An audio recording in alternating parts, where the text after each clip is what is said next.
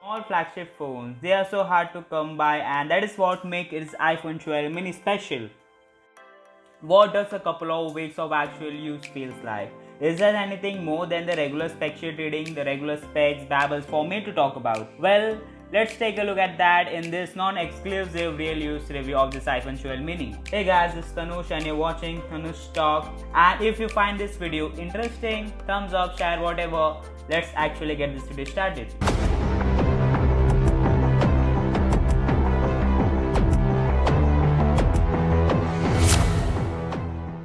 My time with the iPhone 12 mini has been, well, it's been experienced as a mix to say. There are some aspects of phone I love, some I didn't, and one in particular that really surprised me. Now, as I started to use this iPhone 12 mini, I love the weightless of it. It's still aluminium in glass, the ceramic sheet, so no compromise made because of size. It felt premium in hand. Now, one area that I was very about going in was the battery life. I mean, after my experience with the last iPhone SE, you can't blame me. I had a good reason to be wary, and give that a lot of people got the iPhone 12 mini before me. I see a reading few reports of bad battery life. Let me be honest, the battery life here is not bad. It's not great, but it is not bad either. It's perfectly manageable for a day of light to moderate use. To give some perspectives, if you are someone who gets say 5 hours of schemes or screen on time on iPhone 12, you get 4 and 4.5 on this. So with that being manageable, I decided to just enjoy my time with the 12 mini. And I actually committed to using this phone as my secondary for the year. Not a year, for a month actually I say. To note, there are some curtains market where Apple actually sells iPhones with a physical dual SIM access. Not the eSIMs combo that you're seeing in India and a lot of other markets, but this is not a widely available. But if you want to get one, or you can check 128 mobiles they have.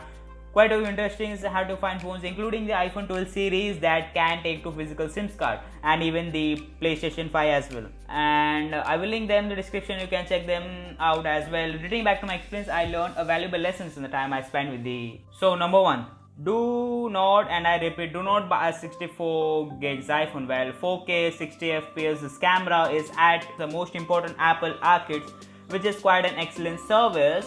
Now, which all of this I found myself running out of storage very quick after experiencing the same with my MacBook Pro with 512 of gigs, but in efforts to get my hands on this phone as quick as possible, I say.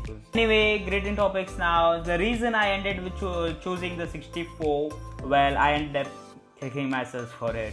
Jump to camera, a slightly improved camera setup. The main camera has slightly wider aperture, which means it's better in low light, but more important is Apple powerful A14 Bionic processor system helps the iPhone do even more computational photography in most situations. So you get more details in low light, and you can do portrait mode in most situations. This is also ultra wide camera here too, but that is a no telephoto. And these pictures are great. If you're upgrading from anything older than this iPhone XS or XR, you are really going to be blown away. Video quality is also continues to impress. It just effortlessly handles a bunch of different lighting conditions.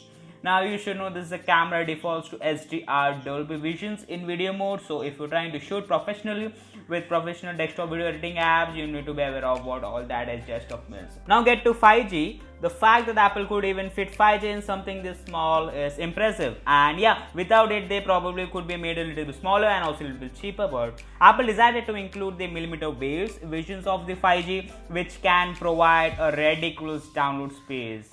I've seen over 2000 megabits per second if I am standing in exactly the right street's corner, not on the block, not the building. Look, 5G is fine, but it's not the reason to buy this phone, right? So that is the first way to review this iPhone 12 mini, but it kind of misses the point. The second way to review this phone is actually talk directly to these people who've been waiting for something like this for a year. These are these people, they are hanging on to the smallest iPhones for dear's life. So I mean the truly smallest iPhone, like the iPhone 5 or 5s, or more likely the original iPhones SE, the ones that look like this. Well, you can get the iPhone 12 mini in black, white, blue, red, and all kind of seafoam greens. Anyway, there may be a larger group of people, they have a new iPhone with the new colors, right? Well, it's a decent phone, right? For one hand single users, it's a compact designs, right? And that's been my experience with this 12 mini. Talking about experience as a regular, 3 lines about user experience being brilliant. I mean, how else could it be, right?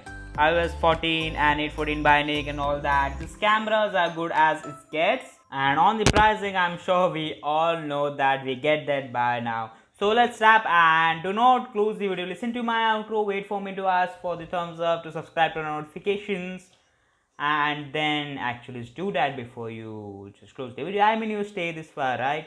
So yeah, thumbs up, subscribe to my channel, turn on notification by hitting the bell icon. And this is my review of this iPhone 12 mini, and I'm Tanush. You're watching Tanush Talk.